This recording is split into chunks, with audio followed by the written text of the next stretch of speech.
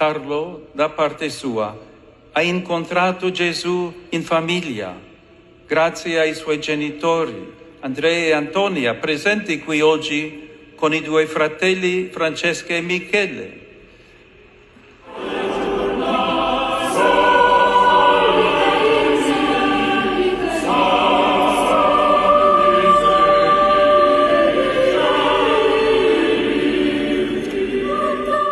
Hola queridos amigos de María Esperanza del Mundo, bienvenidos a este primer programa mariano de la televisión argentina. Estamos muy contentos, mire, estamos contentos porque realmente en este tiempo, el mundo ha visto a dos jóvenes santos, que fueron ayer beatificados allí en Roma, ¿no? Por el Papa León XIV. Y yo creo que todo esto nos invita a esto, ¿no? Nos invita a la santidad en lo ordinario, en las cosas cotidianas. ¿Qué hicieron estos jóvenes? Mire, en una parte del programa que vamos a dar en el primer bloque, vamos a mostrarles algunas de las cosas que estos niños jóvenes, uno que murió a los 15 años y el otro a los 24, Frassati, y en el caso del santo Acutis, murió a los 15, ¿no? Y ambos trabajaron para comunicar el Evangelio. Pero ¿sabe qué? ¿Dónde comenzaba todo? A los pies de Jesús, en el sagrario, en la oración, en el encuentro con Él. En la Santa Misa, donde diariamente practicaban la visita diaria y iban a la Santa Misa, como es el caso de Frassati y Acutis, y en el caso de Frassati adoraba a Jesús en el Santísimo Sacramento durante las noches, en su parroquia, allí en su zona, allí donde Dios los puso, ¿no? A cada uno.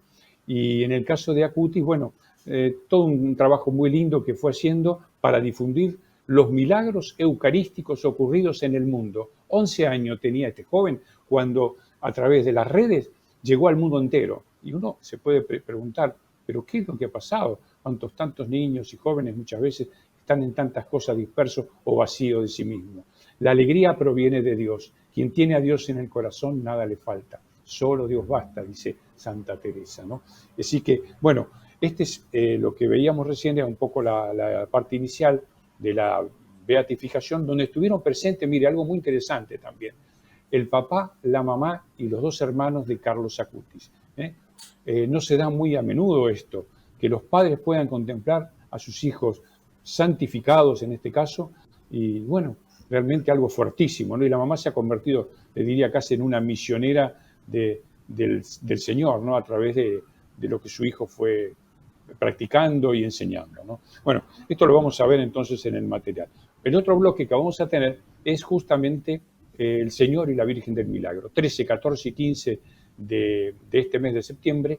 Salta es una fiesta, ¿no? Es verdaderamente un gozo estar allí. He estado en varias oportunidades y es algo que no se puede describir con palabras. Inclusive hasta me ha llevado a llevar a hombros una de las cruces antiguas que allí existen o deben estar todavía por esa zona, ¿no? Pero Salta es un ejemplo de donde una comunidad entera, como yo decía en otro programa, en 1592, llegan las imágenes al Callao, en Lima, y por supuesto, luego, por 100 años, la llevaron y la tuvieron allí abandonada.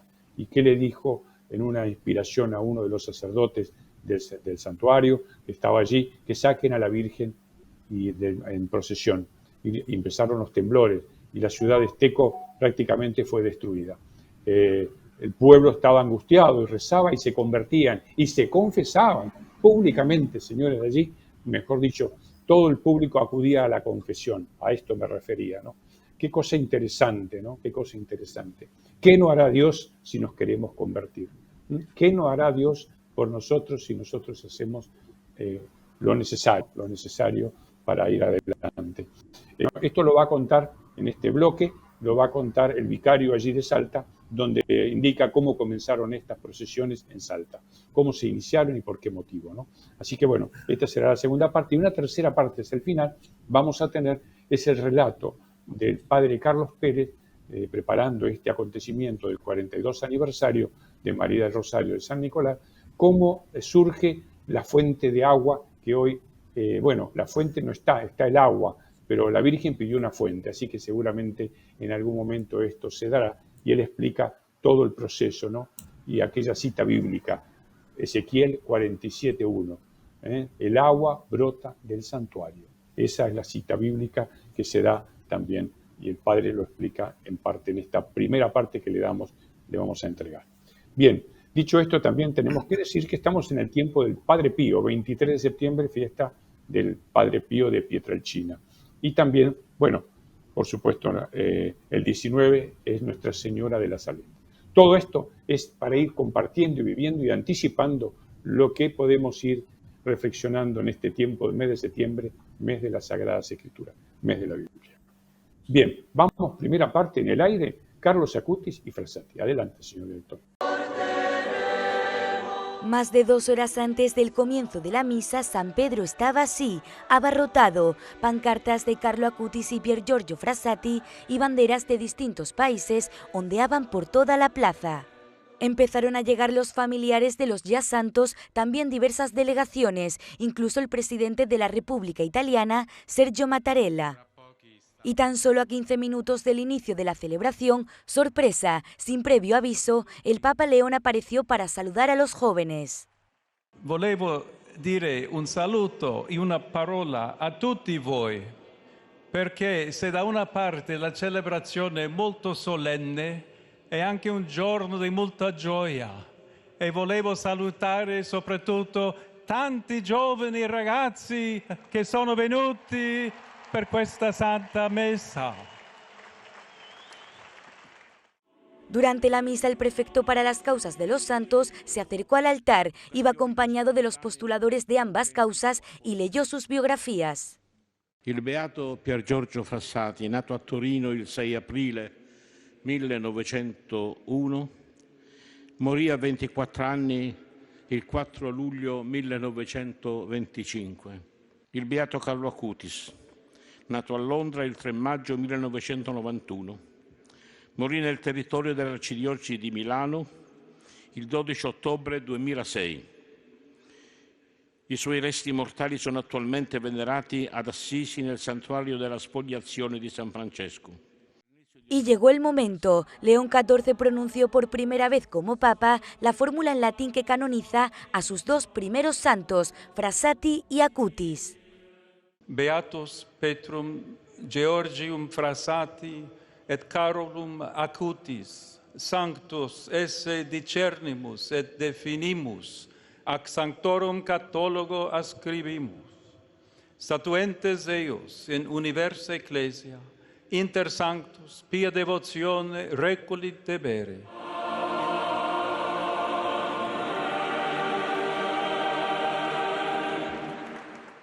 Y fíjense aquí porque ella es la madre de Acutis, el ya primer santo millennial. Es de las pocas mujeres que han podido presenciar un momento así en vida. Estaba toda la familia de Carlo, también sus 2 hermanos que son mellizos, Francesca y Michele, de 15 años. Nacieron en 2010, 4 años después de la muerte de Acutis. Su hermano leyó la primera lectura en inglés. For the reasoning of mortals is worthless, and our designs are likely to fail. En la homilía el Papa no desaprovechó la oportunidad de mostrar a los más jóvenes el testimonio de los 2 nuevos santos como ejemplo a seguir. I santi Pier Giorgio Frassati e Carlo Acutis sono un invito rivolto a tutti noi, soprattutto ai giovani, a non sciupare la vita, ma a orientarla verso l'alto e a farne un capolavoro. Ci incoraggiano con le loro parole, non io, ma Dio, diceva Carlo. E Pier Giorgio, se avrai Dio per centro di ogni tua azione, allora arriverai fino alla fine. Questa è la formula semplice, ma vincente della loro santità. En las peticiones, una de ellas se le encargó a esta joven, es Valeria Vargas, la costarricense a la que el milagro reconocido de Acutis le salvó la vida, y durante las ofrendas, la familia entera de Acutis las llevó. Una vez terminada la misa, como anunció el Papa al principio, pasaría en Papamóvil a saludar. Fueron más de 80.000 las personas que vieron ese día a Acutis y Frassati convertirse en santos. Esta semana en Vaticano descubrimos la inspiradora vida de Pier Giorgio Frassati, conocido por su profunda fe y su dedicación a los pobres. Escuchamos al cardenal Semeraro reflexionar sobre lo que hace que tanto Frassati como Carlo Acutis sean modelos de santidad en la actualidad, y profundizaremos en la vida de este último, Carlo, el santo moderno que supo combinar su amor por la tecnología con una profunda devoción por la Eucaristía. Todo esto y mucho más a continuación en Vaticano.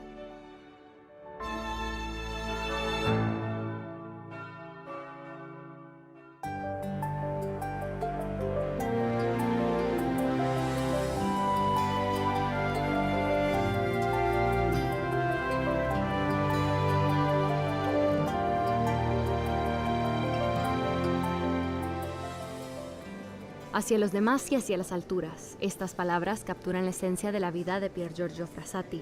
Su mano siempre estaba extendida hacia los demás, hacia los necesitados, y sus ojos siempre estaban elevados hacia arriba, hacia Dios. En una búsqueda constante de lo divino, encontró alegría y renovación en las montañas, atraído por las cimas donde se sentía más cerca del Creador. Pier Giorgio Frassati nació en Turín en 1901 y murió allí mismo en 1925. Una vida corta, solo 24 años, profundamente ligada a esta ciudad, a sus amistades y a los lugares que marcaron sus días. Pier Giorgio nació en el seno de una familia acomodada de Turín y vivió en uno de los barrios más prósperos de la ciudad. Su padre, Alfredo Frassati, era propietario y director del periódico La Stampa. Asistió a una escuela jesuita y más tarde a uno de los institutos más prestigiosos de la capital piamontesa. Estaba muy unido a su hermana Luciana, quien tras su muerte publicó muchos escritos sobre él, ayudando a otros a comprender más profundamente la santidad de Pier Giorgio. Completó sus estudios matriculándose en la universidad para estudiar ingeniería minera. Fue una elección deliberada. Quería prepararse para una vida dedicada a trabajar con aquellos que consideraba, tal y como eran ampliamente reconocidos en aquella época, tanto en Europa como en el resto del mundo, como una de las clases sociales más explotadas, los mineros. Su objetivo era convertirse en un ingeniero que pudiera trabajar junto a uno de los gremios de trabajadores más desfavorecidos.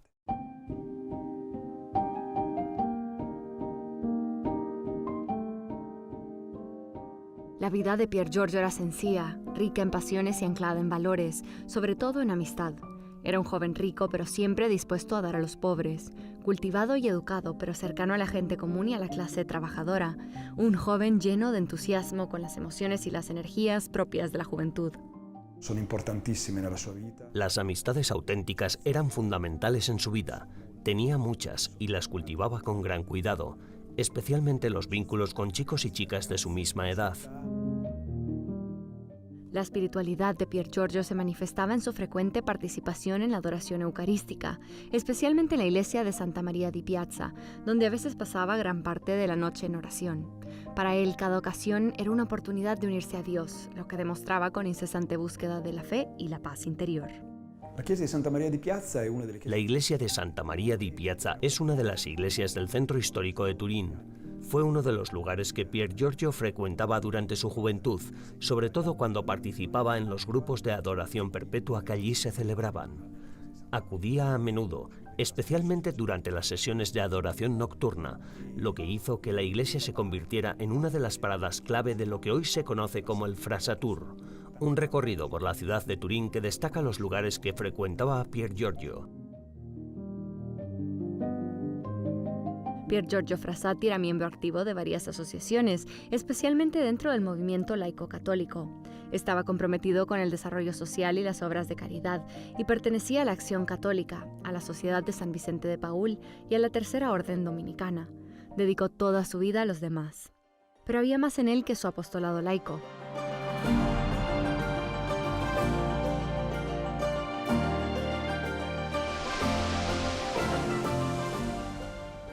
Pier Giorgio también sentía una gran pasión por la montaña, y no se puede hablar de él sin mencionar Polone, un pequeño pueblo del norte de Italia donde la familia Frassati tenía su residencia de verano. Polone es un lugar importante en esta biografía que no debe olvidarse. Es un pequeño pueblo, la ciudad natal de sus padres, en la provincia de Biella, a pocos kilómetros del santuario de Oropa. era un lugar muy querido para él, porque allí pasaba sus vacaciones con su familia y desde allí podía ir a Europa a rezar y a buscar sus experiencias espirituales. Spirituali sue, molto sue. La montagna è sicuramente... Las montañas eran para él un lugar de vacaciones, excursiones y amistad, especialmente amistades en las que profundizaba al caminar, vivir y compartir refugio en la montaña. Pero también era un espacio para lo espiritual, para su relación con Dios. Cuanto más alto subía, más sentía su cercanía, casi de forma física. Percepita quasi fisicamente. Pier Giorgio Frassati estaba a solo un examen de obtener el título con el que había soñado cuando su vida se vio truncada. El 4 de julio de 1925, con solo 24 años, murió de un caso repentino de polio, que probablemente contrajo mientras ayudaba a una familia pobre necesitada. El día de mi muerte será el día más hermoso de mi vida, le había dicho a un amigo. Cuando llegó ese día, las calles se llenaron de gente. No estaban ahí por el apellido Frassati, sino por el propio Pier Giorgio, por la generosidad que había demostrado y por la grandeza de su corazón y su espíritu. Inmediatamente después de la muerte de Pier Giorgio, muchos testimonios revelaron que su vida no había pasado desapercibida, más bien todo lo contrario. Las personas que lo habían conocido ya habían comenzado a percibir algo extraordinario en aquel joven.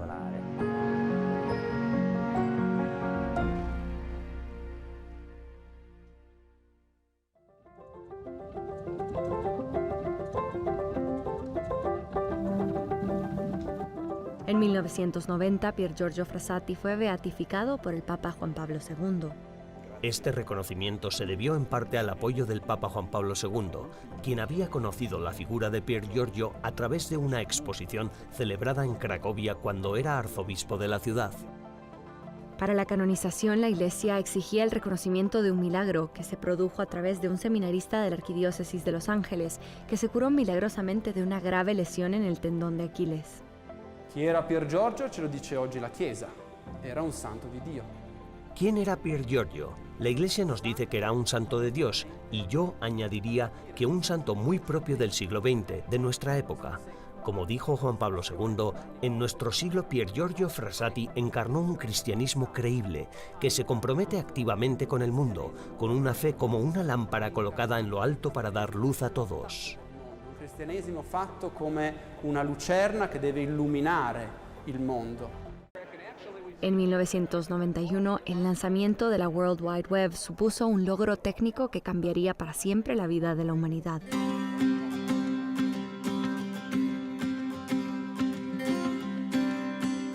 En 1991, el mismo año en el que se lanzó la World Wide Web, nació en Italia un niño llamado Carlo Acutis. Aprovecharía esta tecnología revolucionaria para influir profundamente en la vida de los demás. Carlo era el típico niño de los 90 que disfrutaba con su PlayStation y las nuevas oportunidades que ofrecía el Internet.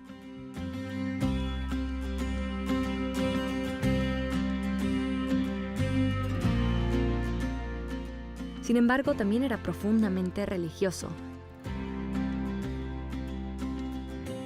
A los 11 años ya había creado una página web que catalogaba milagros eucarísticos, fusionando sus habilidades tecnológicas con su devota fe.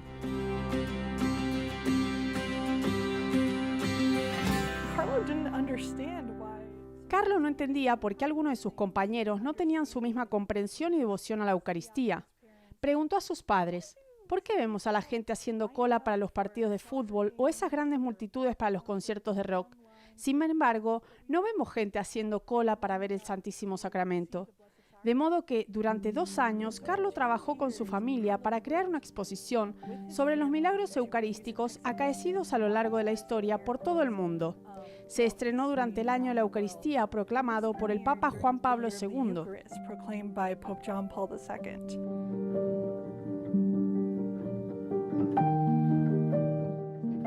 Antonia Salzano, madre de Carlo Acutis, señala que tras su primera comunión a los 7 años, Carlo nunca perdió la oportunidad de recibir la Eucaristía, sacando fuerzas de ella para vivir una vida íntegra. Esta profunda conexión con Cristo también le dio la fortaleza para aceptar su diagnóstico terminal, cuando inesperadamente su médico se lo comunicó.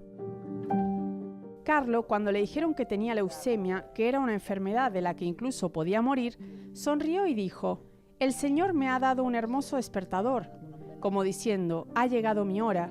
Y luego añadió, no saldré vivo de esto, pero mamá, te daré muchas señales, no te preocupes. Carlo murió de leucemia en 2006 a los 15 años de edad. Ciertamente, mucha gente recuerda su funeral, pero parecía más una fiesta que un funeral. En realidad, creo que la fiesta era porque Carlo subió al cielo inmediatamente. Así se lo había pedido al Señor. Ofrezco mis sufrimientos por el Papa y por la Iglesia para no ir al purgatorio, para ir directamente al cielo. Yo creo que por eso el Señor le escuchó. Nacido en Londres y criado en Milán, Carlo Acutis está enterrado en la iglesia de Santa María la Mayor y en el santuario de la Spoliazione, en el casco antiguo de Asís.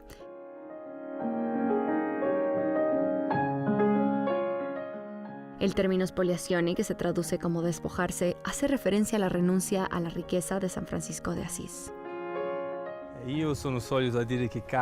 Yo como siempre digo que Carlo es mi pequeño maestro porque me está enseñando mucho, sobre todo a redescubrir dos grandes tesoros de mi vida, la Eucaristía y el amor a la Virgen María. Otra cosa que me llega mucho es su entrega total. Para Carlo no había medias tintas, era todo o nada. Antes de morir dijo, estar siempre cerca de Jesús, ese es mi plan de vida. No le importaba morir tan joven porque no había perdido ni un solo minuto de su vida haciendo cosas que no agradaban a Dios. Eso me llama mucho la atención. Questo mi colpisce molto. Voglio quella totalità in Dio, anch'io. Otra gran frase de Carlo que resume su devoción a la Eucaristía, que a él le gustaba decir, era: las personas que se ponen delante del sol se broncean, mientras que las personas que se ponen delante de la Eucaristía se convierten en santos. Carlo Acutis no solo ha cambiado la vida de su madre, que ha encontrado el camino de vuelta a Dios a través de su hijo, es un modelo para muchos jóvenes cristianos de hoy, porque ha demostrado que incluso las pequeñas acciones pueden tener gran impacto. Carlo creía que el mejor momento para rezar era durante la misa, justo después de la consagración. Decía, este es el mejor momento para hablar con Jesús y pedir gracias. La gente de su parroquia comentaba que les impresionaba ver la reverencia con la que aquel niño de 9 o 10 años subía a recibir la comunión y cómo se sentaba a rezar en silencio y se arrodillaba ante el sagrario en oración. Pero la corta vida de Carlo Acutis es también un reto para todos los católicos, debido a que plantea una cuestión importante. Si realmente creemos que Jesús está presente en la Sagrada Eucaristía, ¿por qué no hacemos todos los esfuerzos que podemos para intentar rezar delante del sagrario y recibir el Santísimo Sacramento tan a menudo como podamos?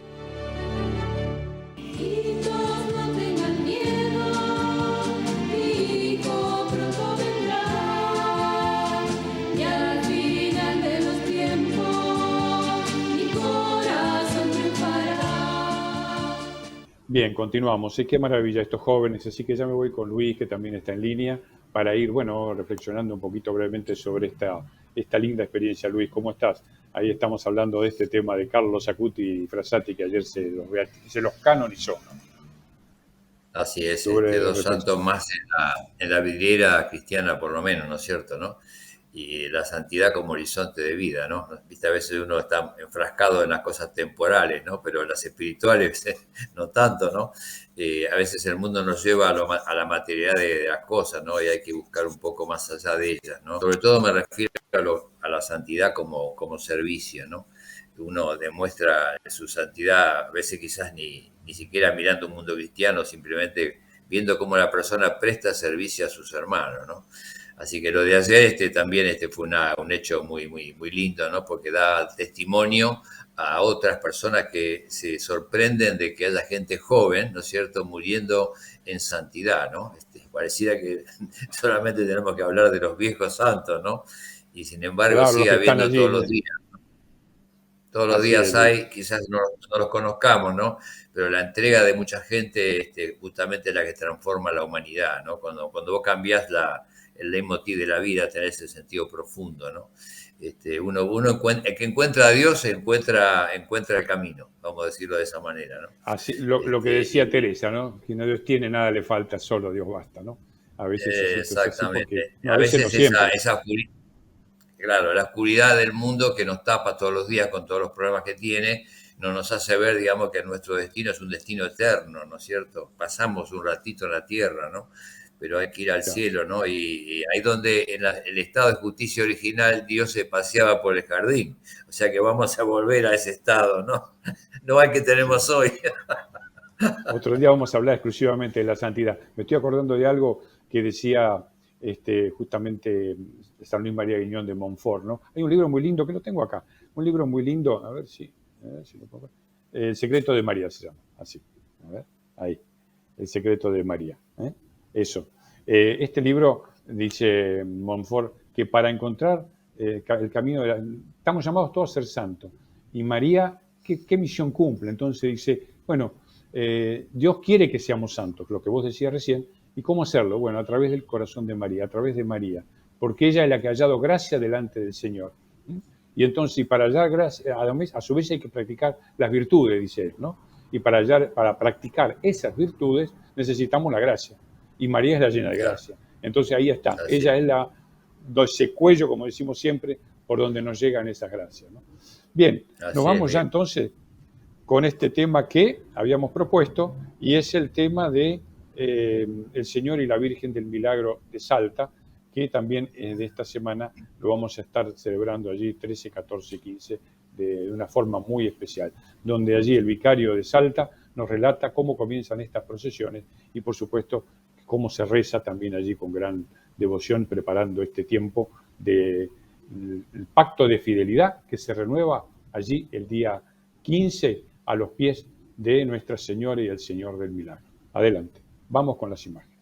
En el año 1692 son los terremotos, ¿no? El 13 de septiembre, alrededor de las 10 de la mañana, suceden los terremotos que destruyen y hunden la ciudad de Esteco. La ciudad de Esteco era una ciudad populosa, pero en ese momento estaba siendo prácticamente despoblada, ¿no? Estaba prácticamente en ruinas. Termina, por supuesto, con el terremoto de 1692. Los terremotos se van sucediendo del 13 al 15 de septiembre. El milagro más comprobado, en realidad, es lo que nosotros cantamos en el himno, ¿no? Cambiando colores tu semblante bello, a entender nos dio tu pena y consuelo.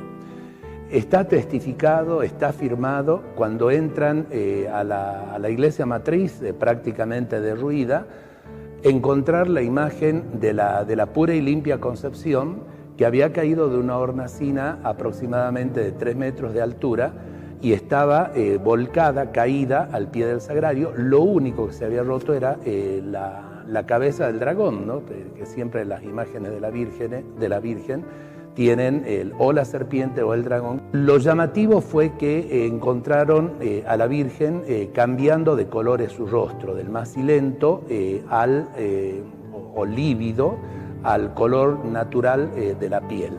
De eso están los testigos, la firma de los testigos en aquel momento. Entre el 13 y el 14, el padre Carrión, que era sacerdote jesuita, José Carrión, en sueños recibe ese mensaje que se atribuye también a la intercesión de la Santísima Virgen del Milagro, que hasta que no sacaran a las calles al Cristo olvidado en el altar de las ánimas, no cesarían los terremotos. La primera novena del Milagro en realidad fue del 15 en adelante. Y después del 20 fue el sacar al Señor crucificado por las calles de Salta. Sabemos perfectamente porque esto pasa en 1692. Los salteños tuvimos experiencias muy evidentes de la protección del Señor y la Virgen del Milagro. En 1844, cuando se iba a cambiar la cruz primitiva, ponemos la cruz que conocemos actualmente, en realidad ya se la cambió de nuevo a la de 1844, y en ese momento se habían pospuesto las fechas de las celebraciones para octubre. Ese año, 1844, hubo un terremoto muy fuerte, donde también se experimentó esa cercanía del Señor y esa protección del Señor. El otro terremoto, que todavía hay gente que fue testigo, ¿no?, del terremoto de 1948, 72 años hacen. Después, bueno, ya acá soy testigo yo, el 20 de noviembre de 1973 hubo otro terremoto muy fuerte, que también por su magnitud podría haber destruido la ciudad de Salta y sin embargo no se tuvieron que lamentar víctimas, salvo daños materiales. En ese momento el crucero de la catedral se agrietó y actualmente, si uno ve el crucero, esa grieta no es peligrosa de derrumbe ni nada, pero esa grieta persiste. Y los salteños sabemos, ¿no?, en todas estas experiencias, que el Señor del Milagro estuvo, está y seguirá estando.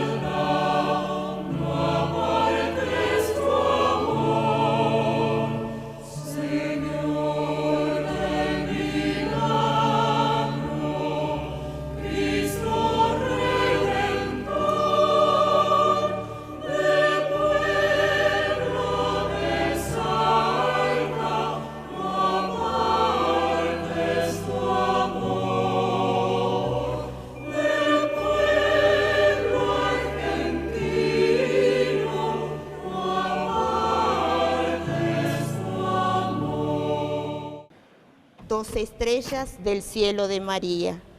Dios te salve, Madre, Reina de los cielos, esperanza nuestra, refugio y consuelo. Virgen del milagro, gloria de este pueblo, en quien siempre haya todo su remedio. Si son nuestras culpas muchas en extremo, tus misericordias son más con exceso. Virgen del milagro, gloria de este pueblo, en quien siempre haya todo su remedio.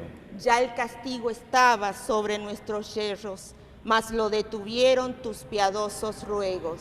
Virgen del milagro, gloria de este pueblo, en quien siempre haya todo su remedio. Al pie del sagrario allí intercediendo, el perdón pediste de nuestros excesos. Virgen del milagro, gloria de este pueblo, en quien siempre haya todo su remedio. Mudando colores tu semblante bello, a entendernos dio tu pena y consuelo. Virgen del milagro, gloria de este pueblo, en quien siempre haya todo su remedio. Empeñada estabas y echaste tú el resto, para el que el castigo no tuviese efecto. Virgen del milagro, gloria de este pueblo, en quien siempre haya todo su remedio. Perdona, decías, mi Dios, a este pueblo, sino la corona de reina aquí os dejo.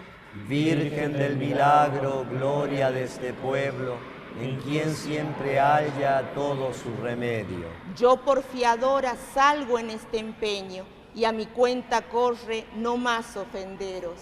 Virgen del milagro, gloria de este pueblo, en quien siempre haya todo su remedio. Confundirte quiso el dragón soberbio, pero con tu planta le quebraste el cuello. Virgen del milagro, gloria de este pueblo, en quien siempre haya todo su remedio. Haz, Madre y Señora, que todos logremos el fruto después de aqueste destierro. Virgen del milagro, gloria de este pueblo, en quien siempre haya todo su remedio. En esta novena que humildes hacemos, nuestra petición por tu amor logremos. Virgen del milagro, gloria de este pueblo, en quien siempre haya todo su remedio. Dios te salve.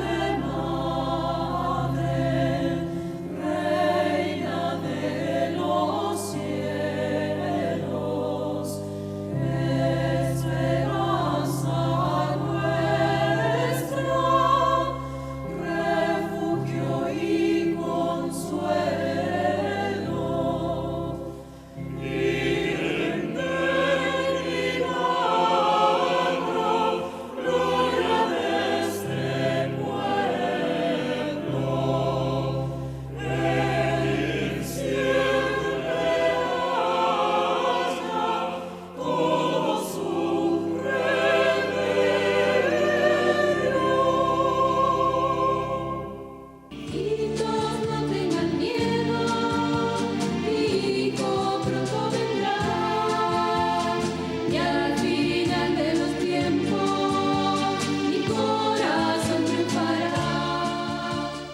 El Señor y la Virgen del Milagro, una maravilla. Mire, si puede, visítelos en este tiempo de gracia. Mira, Argentina está cubierta de todos mantos de todos los colores, pero la misma madre que cambia de vestido según el lugar. Itatí, en este caso estamos hablando del Señor y la Virgen del Milagro en Salta, San Nicolás, Luján, la madre, la patrona de la República Argentina. ¿Cómo debemos acudir a ella en estos tiempos de, como dice la Virgen en San Nicolás, grandes confusiones y muy poca luz en las almas?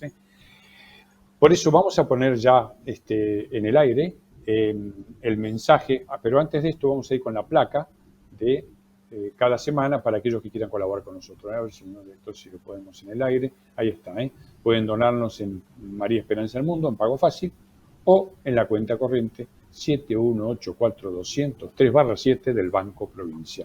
Ahí está el alias también, corte.lonja.tierra. A todos, muchísimas gracias. Agradecemos también todos los canales que hacen posible que María Esperanza del Mundo esté en el aire.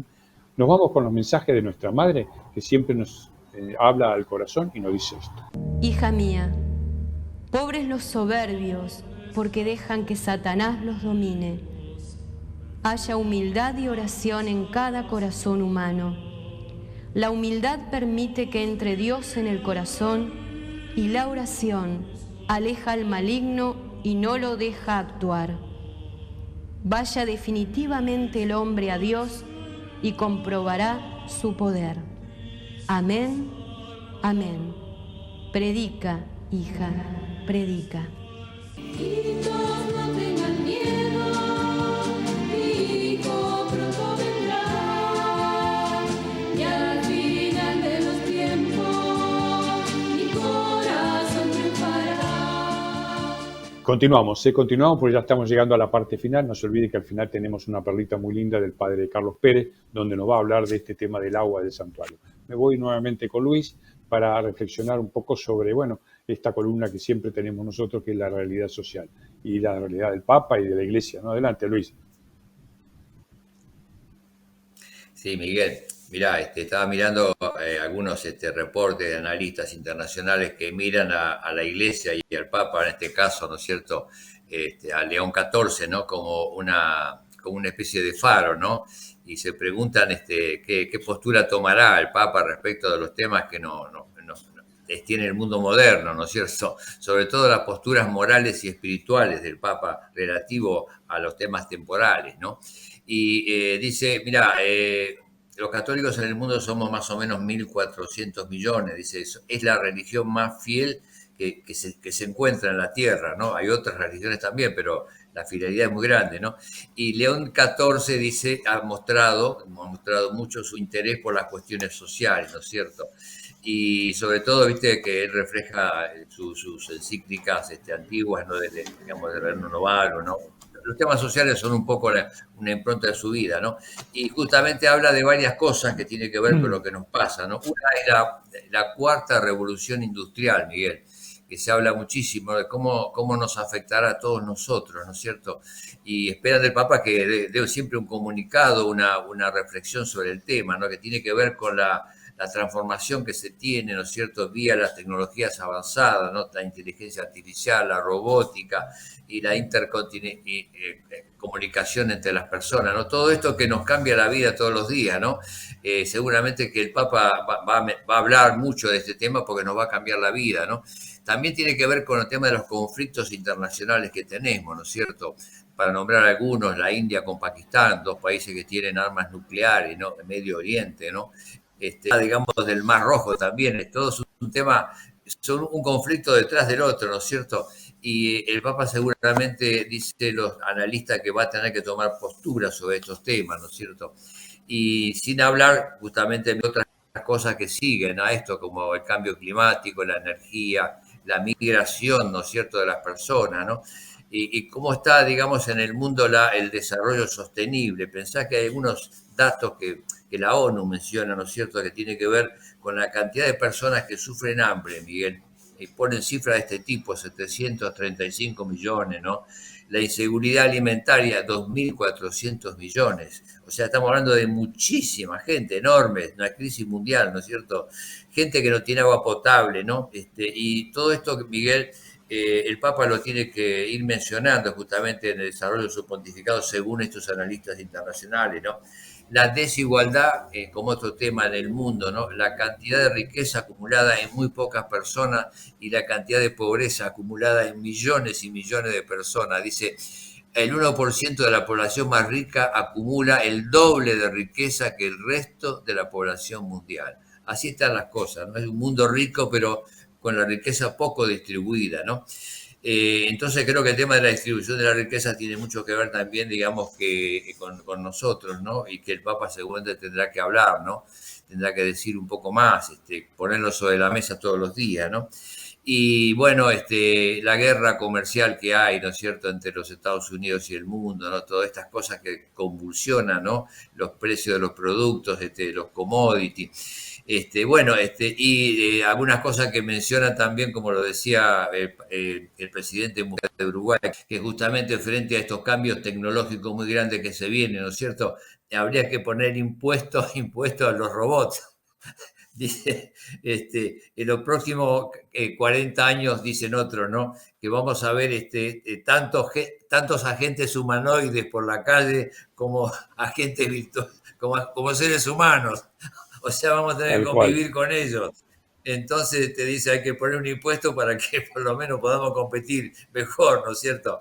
Y por último, Miguel también le pide al Papa también que hable de la paz, ¿no es cierto? La paz que tiene que ver mucho con la turbulencia, ¿no es cierto?, sociales que tenemos, ¿no? Y sobre todo, para terminar, dice, hay que tener en cuenta lo que decía Francisco, ¿no?, que la peor cosa que uno le puede pasar al ser humano frente a esta realidad difícil es tener miedo. Hay que apoyarse en Dios, ¿no es cierto?, y hacer las cosas que tenemos que hacer todos los días para que la realidad que tenemos por delante sea un poco mejor, ¿no es cierto? No vamos a encontrar el paraíso en la tierra, pero no somos nada, seguramente las cosas van a empeorar, Miguel. Así es un poco el resumen de los analistas internacionales. Buenísimo, Luis, gracias. Bien, ya llegamos casi a la parte final del programa y bueno, lo prometido es deuda. Pero antes no me quiero ir sin mencionar lo que estará pasando en el santuario en estos días. Justamente el sábado 13, la peregrinación de la comunidad boliviana que llegará a las 15 horas en el santuario. Es muy, muy alegre, muy hermosa. He estado en varias oportunidades.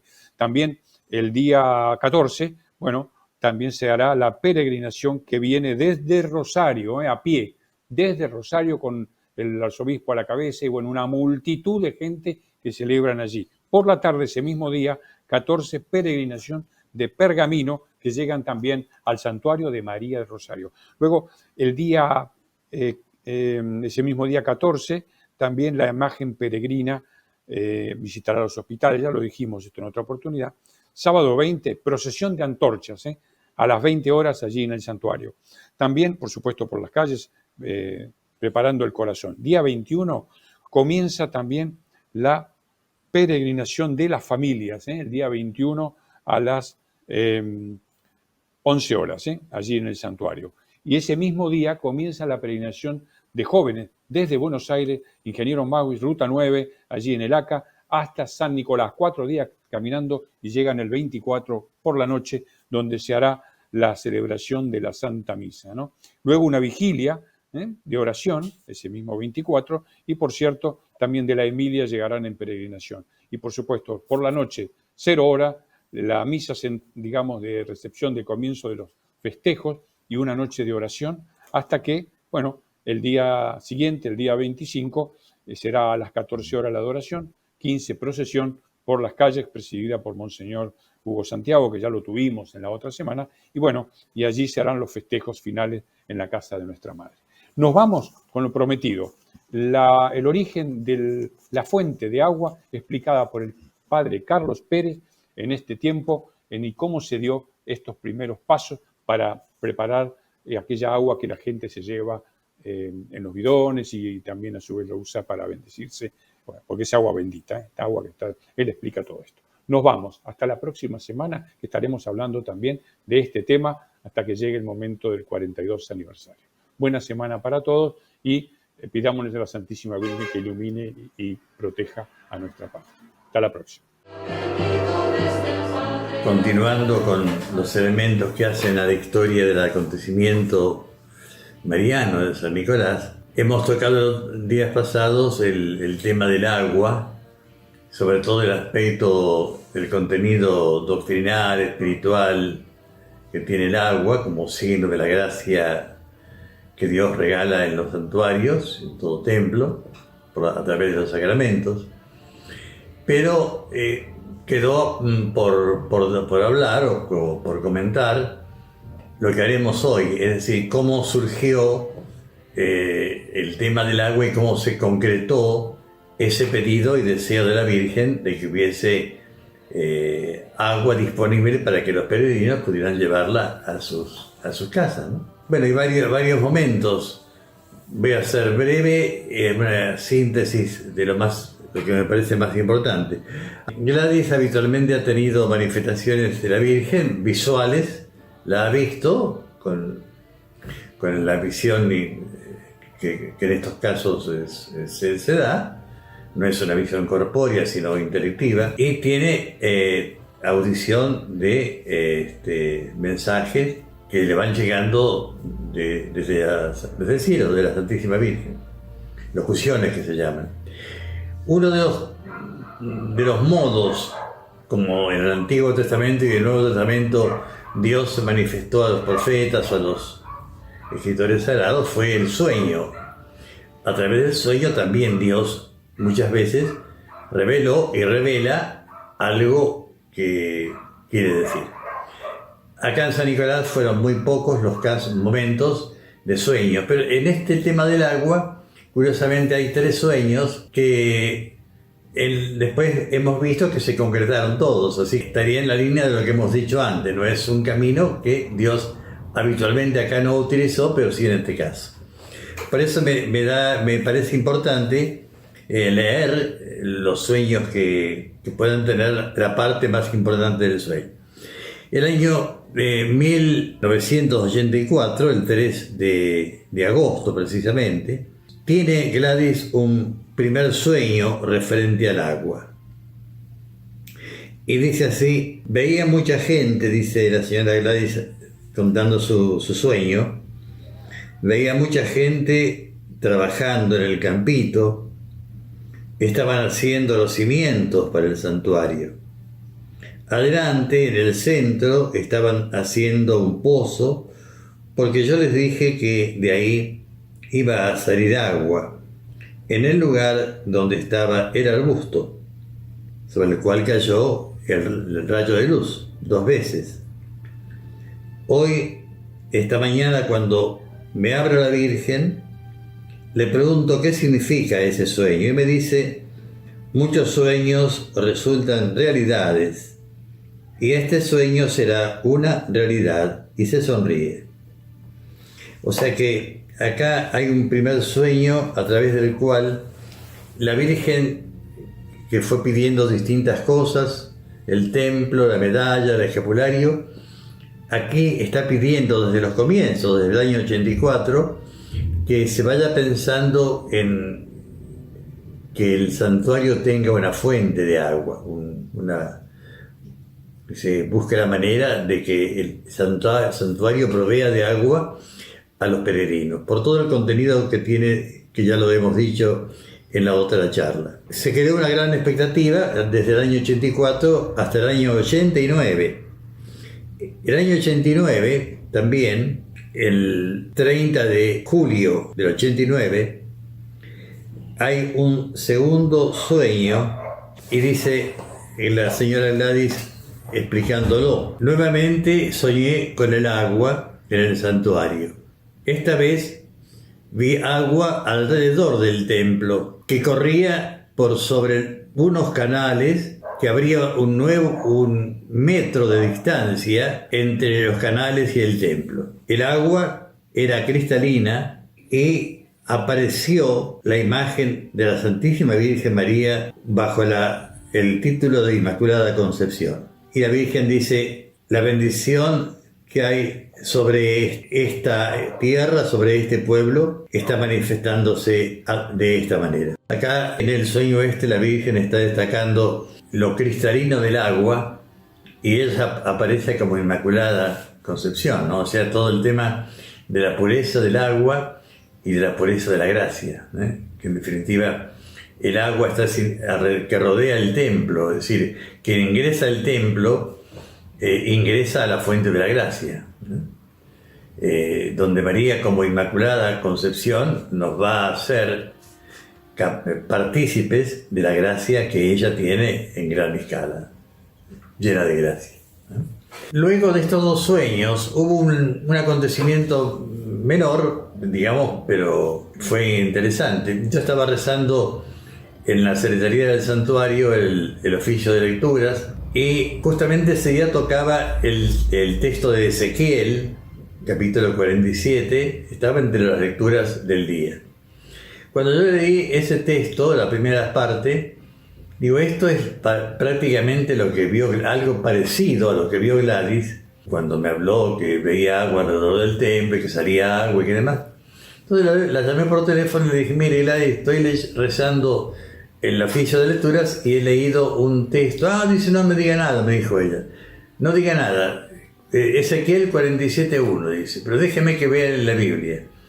Y se fue a buscar la Biblia y dice, sí, eso es el texto que usted vio. Y exactamente era ese. ¿Qué dice el texto ese? Bueno, el texto dice, el hombre me hizo volver a la entrada del templo y vi que salía agua por debajo del umbral de la casa en dirección al oriente, porque la fachada del templo estaba hacia el oriente. El agua descendió por debajo del costado derecho del templo hacia el sur del altar. O sea, debajo del umbral del templo sale agua que recorre todo el templo y después ya en la interpretación de este texto aparece todo el recorrido de la gracia liberadora sobre el territorio de Israel, que recorre todo el país de Israel en signo de purificación de su pueblo. Es decir, no olvidemos que Israel tuvo varios momentos muy duros por la infidelidad de la alianza y por la vuelta del pueblo a Dios, y esta agua estaba anunciando la liberación y purificación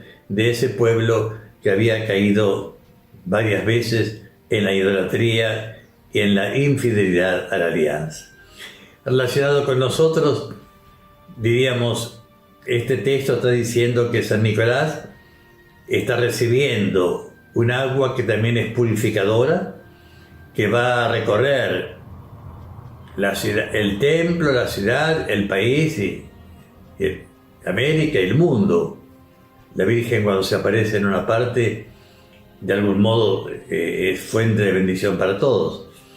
Así que este texto es aplicable a San Nicolás. El santuario es la fuente de gracia que va recorriendo, como el agua, los distintos lugares geográficos a donde la Virgen quiera manifestarse a través de esta advocación. Oh Madre, quiero consagrarme a ti. Virgen María, hoy consagro mi vida a ti. Siento necesidad constante de tu presencia en mi vida, para que me protejas, me guíes y me consueles. Sé que en ti mi alma encontrará reposo y la angustia en mí no entrará. Mi derrota se convertirá en victoria. Mi fatiga en ti fortaleza es. Amén.